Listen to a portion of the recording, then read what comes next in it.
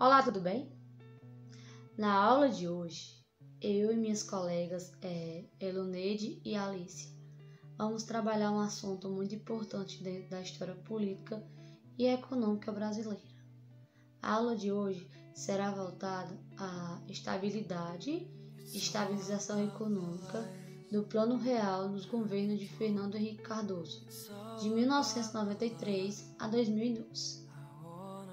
Não teria como a gente falar sobre a estabilização econômica do país sem entender o que levou a essa busca por estabilização. Bem, o Brasil ele estava num processo muito grande de hiperinflação, superinflação, estava muito em alta, era algo que se arrastava por muitos anos assim na história do país. Efeitos das ditaduras, efeitos das crises, enfim, tudo isso ocasionou uma superinflação muito alta nos preços dos alimentos, nas prateleiras, tudo. Realmente a inflação subindo, tudo sobe, né? Aí foi criado o Plano Real. Ele foi criado no governo de Itamar Franco, o então Fernando Henrique Cardoso como ministro da Fazenda. O Plano Real ele buscava a estabilização da economia do país, que, como já foi dito, estava num índice muito alto de superinflação. Naquele ano ela tinha chegado a 2.000% em 12 meses, a maior registrada em toda a história. Então, assim, eles precisavam criar uma moeda, uma forma, uma maneira de controlar, porque assim, antes da criação do Plano Real já tinha sido criado outros planos, como o Cruzado Novo, o Plano Bessa e o Plano Collor, que foi no governo de Fernando Collor de Mello, mas nenhum deles obtiveram o resultado esperado. Nenhum deles conseguiu, de fato, diminuir a inflação, controlá-la. Parecia que a cada dia ela subia mais. Então, quando Itamar Franco entrou no poder, juntamente com o então ministro da Fazenda, Fernando Henrique Cardoso, eles criaram esse Plano Real, que seria esse meio de salvação. O Plano Real ele foi constituído em 3 partes, que a primeira foi o ajuste fiscal, que era aquele controle de orçamento do governo, das contas, né? E eles funcionavam da seguinte forma, esse ajuste fiscal, eles arrecadavam mais e eles gastavam menos. Aí teve também a implantação da URV, que essa moeda ela ia de acordo com o dólar do dia anterior, e tipo assim, na hora do pagamento ela se transformava em cruzeiro. E o real, né, que ele foi oficializado em 1º de julho de 1994. A gente sabe assim que dentro da história brasileira, da economia, da política, a criação do Plano Real, ele foi um salto assim muito grande. Acredito que nem todo mundo esperava que desse resultado, né? Até porque os antecessores não deram. Mas o Plano Real ele foi muito importante na economia do país. A gente pode ver que antes da criação do Plano Real, a inflação estava muito em alta aqui no Brasil. E aí, num processo crescente, né? Como a gente pode observar no mapa. Em 94, como a gente pode observar no mapa, a inflação estava em 909,67%. Já em 95, a gente pode observar a queda, ela estava em 14,67%. A gente vê um salto assim, muito grande, né, nessa queda uma queda bastante boa dentro da economia do Brasil. E depois disso, assim, o plano real ele foi sempre decaindo, assim, a cada ano a inflação caía um pouco, que era justamente o objetivo do plano, era diminuir a inflação. A gente pode observar tudo isso, que após a sua criação em 94, de fato a inflação começou a cair, e aí sim entrou nesse processo que a gente vai conversar bastante hoje, que entrou dentro, assim, quando ela começou a cair, começou de fato o processo de estabilização da economia, de os preços começarem a diminuir, a tentar regularizar, baixos, principalmente o controle na hiperinflação, que realmente foi um marco na história do país. A gente sabe que isso mexia bastante no bolso da população, né?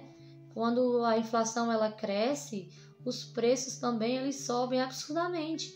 Então, assim, Mota, que é um autor que a gente trabalhou bastante nesse vídeo, assim, para entender um pouco sobre esse processo dessa estabilização, ele fala que à medida em que o real conquistava corações e mentes, a ponte frágil e oscilante se transformou em um caminho pavimentado por onde desfilaria Fernando Henrique Cardoso. Ou seja, pelo que a gente pode observar, parece que de fato mesmo, realmente, o real ele conquistou o coração dos brasileiros, né? Bem, gente, assim, o início da nossa aula foi aqui, ela já está terminando. Minha colega, assim, Alice, vai dar continuidade sobre essa questão da década de 90, sobre um pouquinho mais dessa estabilização econômica. Até breve! Olá, pessoal. Meu nome é Alicia e faço o curso de licenciatura em História. Vou dar continuidade sobre o assunto da política dos anos 90, levando em consideração todo o contexto, né, político do país, o momento que ele estava passando, um momento conturbado, de mudanças, de transição, não que os outros não tenham sido, né, mas cada período tem sua particularidade, né. Para podermos entender esse contexto político dos anos 90, né, o artigo que a gente estudou sobre estabilidade econômica e estabilização política. Vamos lá. Conceitos, né, binômios que nos ajudam a entender, né. Para entendermos esse período de transições, de mudança na política brasileira, iremos trabalhar com dois conceitos que estudamos no artigo de Marli Mota, que é a estabilidade econômica e a estabilização política. Começamos com o então presidente Fernando Collor de Mello, né, com seu impeachment, né, entrando em 90 e saindo em 92, né, em meio a denúncias de corrupção, culminou no seu impeachment. Então, o seu vice, né, o Itamar Franco, assume. Então, o Itamar Franco assume em 92, né, mas com certa preocupação da parte da oposição, pois ele se mostrava mais regionalista, estatizante, não era a favor da abertura econômica do país, né, para investimentos exteriores. Apesar de não ter um histórico de corrupção, o Itamar Franco tinha uma dura missão de conquistar apoio político, né? Porque sabemos que, por mais que o presidente se eleja, ele, se não tiver um apoio, né, de uma boa parte dos outros políticos, ele não consegue aprovar nada, né?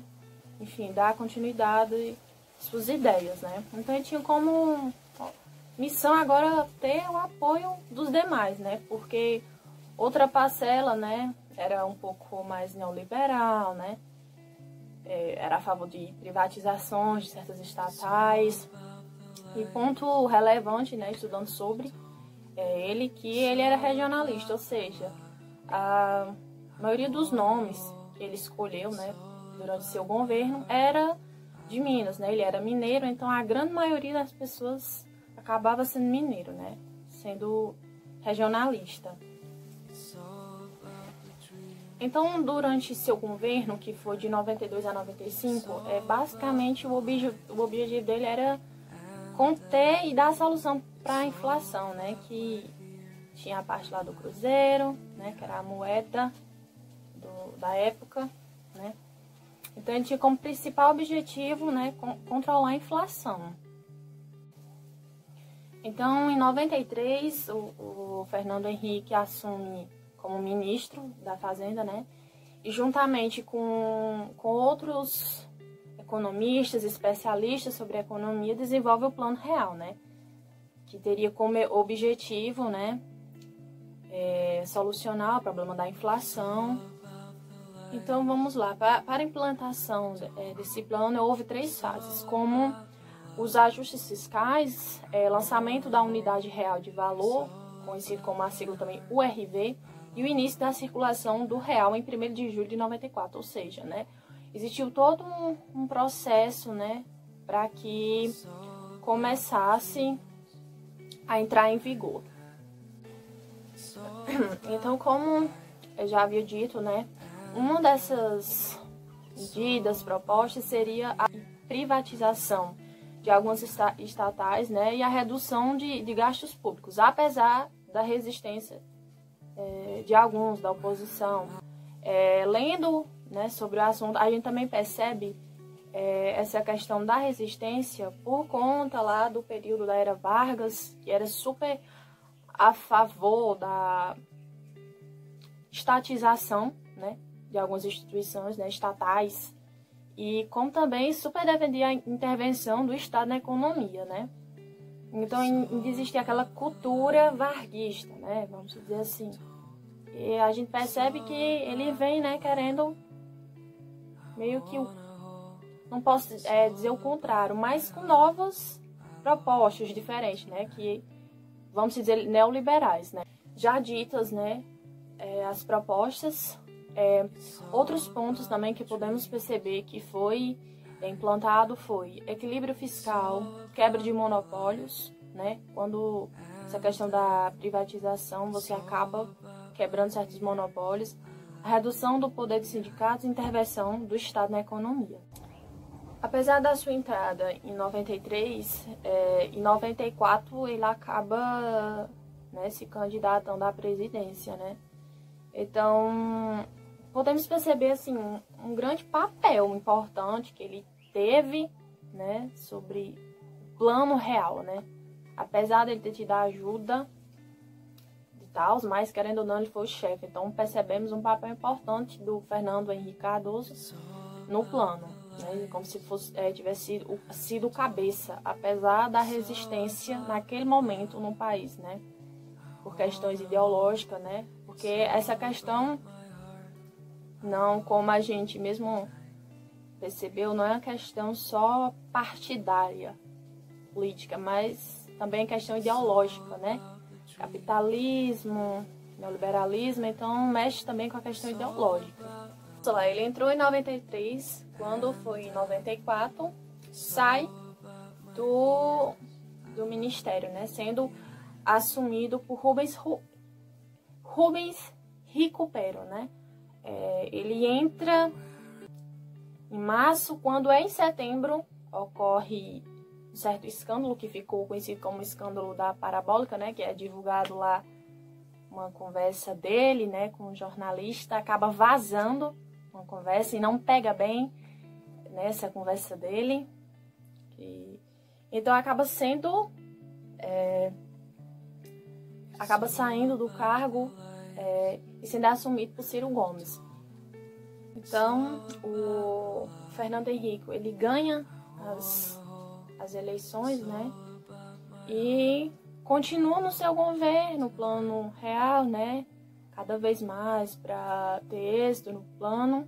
E como também agora um novo objetivo, conseguir uma estabilidade política, né? Porque de primeiro momento lá no governo do Itamar Franco foi a questão mais econômica, né?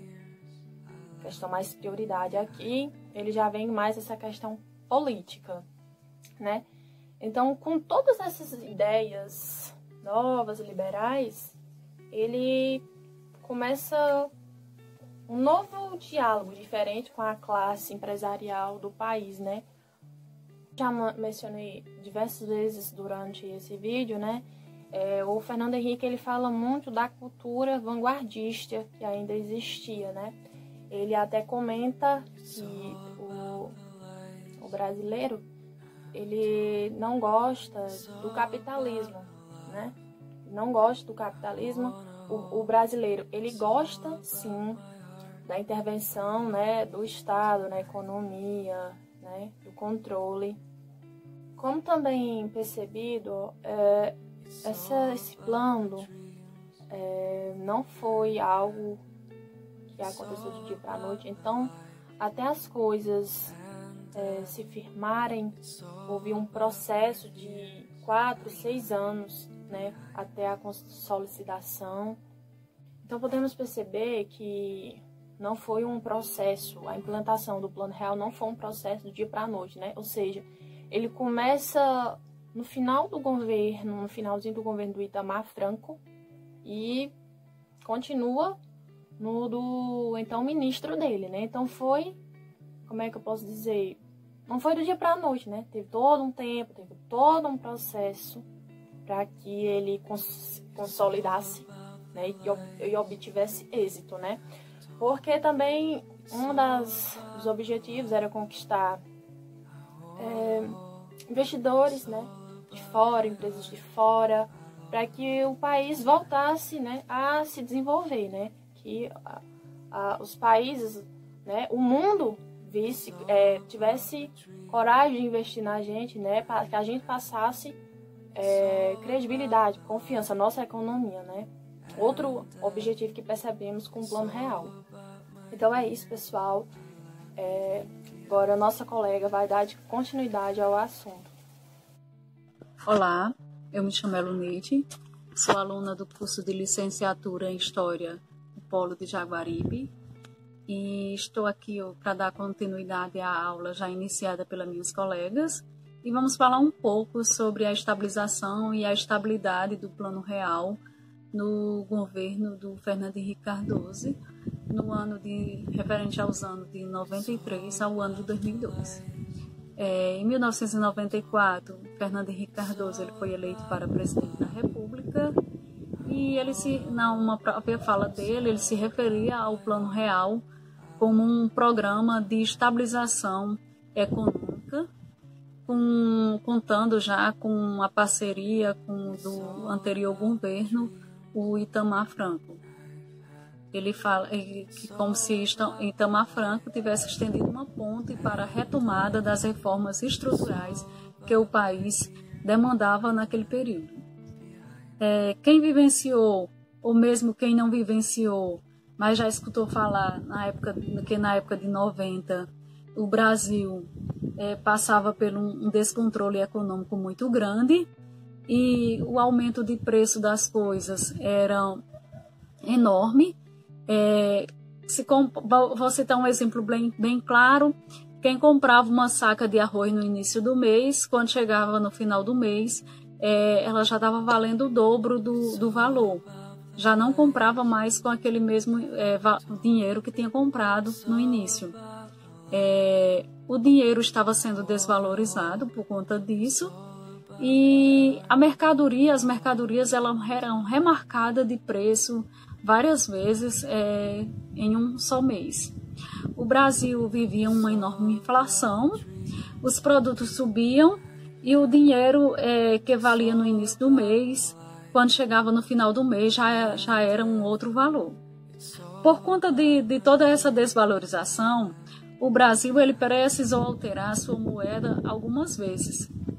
E algumas das moedas brasileiras do real foram as seguintes: o cruzado em 1986, o cruzado novo em 89 e o cruzeiro em 1990. E um fato que marca a chegada do cruzeiro e muito comentada também no país foi que o governo Collor, governo daquela época, ele traçou uma medida que confiscava toda a poupança, todo o dinheiro das pessoas e que tinham dinheiro naquela época. A gente escuta hoje ainda falar pelos nossos pais e avós que quem tinha algum dinheiro na conta, na poupança naquela época, o dinheiro foi raspado.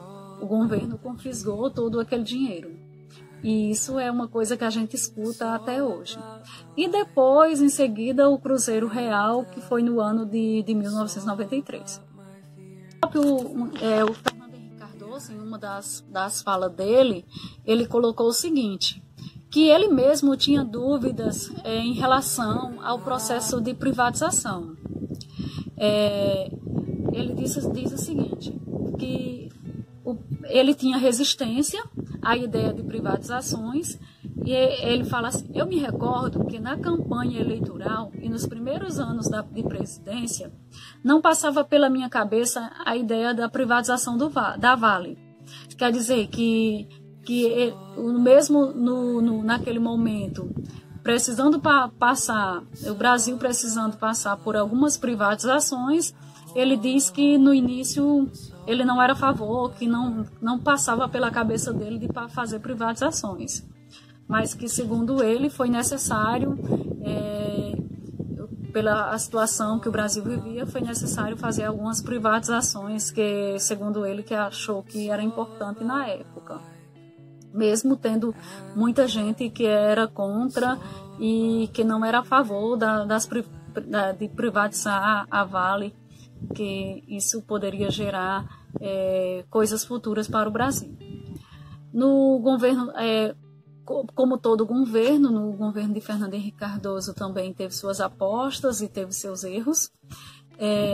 Ele tinha como vantagem, o governo tinha como vantagem por ele ser um sociólogo, era um cara que era do mundo das ideias, era um professor, ele tinha as ideologias dele também. Só que existia uma diferença no campo da política quanto no campo da sociologia.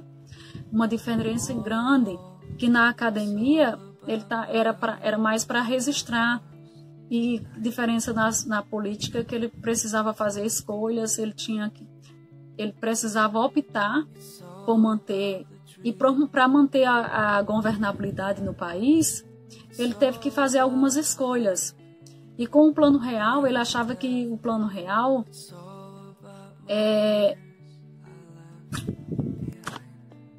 foi preciso fazer algumas escolhas. E a opção por manter a governabilidade com o Plano Real, mesmo que tendo que fazer coisas não previstas antes pelo governo.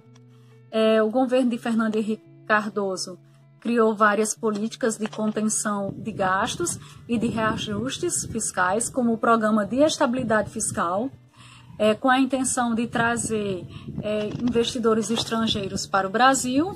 Ele fez alguns cortes de gastos e criou também a Lei de Responsabilidade Fiscal. Outros fatores que marcaram foi a famosa crise do apagão, que fez com que o PIB caísse 3 pontos em relação ao ano anterior. Eu termino dizendo que o Fernando Henrique Cardoso fez um governo focado muito no combate à inflação, e talvez ele pode ter esquecido de fazer uma política voltada como sociólogo, pensar como sociólogo. Ele poderia ter feito um governo melhor pelo fato de ele ser um sociólogo, mas ele tentou fazer uma política de acordo com o que ele acreditava naquele período. Termino mesmo essa aula com uma das duas frases do Fernando Henrique Cardoso. Ele disse que a inflação como alvo e a instabilidade como meta, ele tratava sobre isso, e ele teve a percepção que dava para acabar, ele diz assim, eu tive a percepção que dava para acabar com a inflação. Eu quero agradecer a todos que ficaram ligadinhos na nossa aula, e vamos esperar pelos próximos capítulos, pelas próximas aulas que virão. Obrigado.